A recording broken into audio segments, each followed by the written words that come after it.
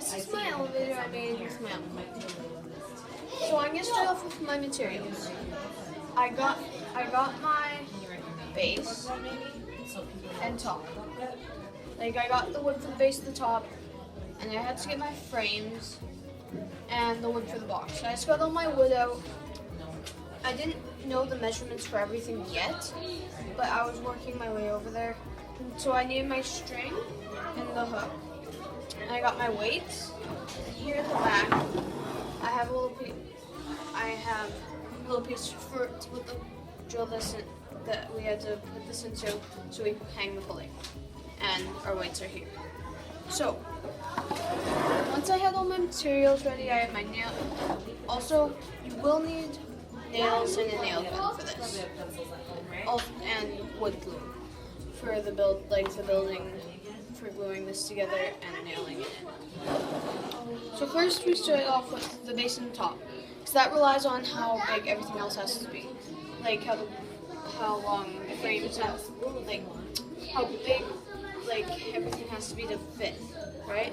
Because we just have to measure how long this should be, because it has to fit inside here. So once we have once we have these, we go and we cut up all the pieces for our box. And we do have to make it slightly smaller than the base and the top, because it has to be able to move through and not get jammed, go up and down throughout the elevator. So once we had that, I went and I laid this on its side, like this. And I had my two pieces here and here. So I glued this together with my frames at the bottom, the two bottom frames. And once I had my two bottom frames, I went and placed my elevator inside, and then I put my other two frames on top of it to keep it secure. I nailed it in, I glued it in, and then I brought it back up. Now we have our boxes all ready. So once we had our box in, we went and got, once we had the box in, we went and got the sides, because we need this in here so when the elevator comes up, it doesn't mess with my work at the top and inside here, inside that space. And also, if it, we just wanted it to go double its height, so not too high, and yeah, just mostly to stop it from messing with work, or just messing with work mostly. So we have our top, we have our sides. So we had to drill a hole in the sides of these two, so we can fit it. So in the sides, there's two holes here, one here, and then there's one on the other side.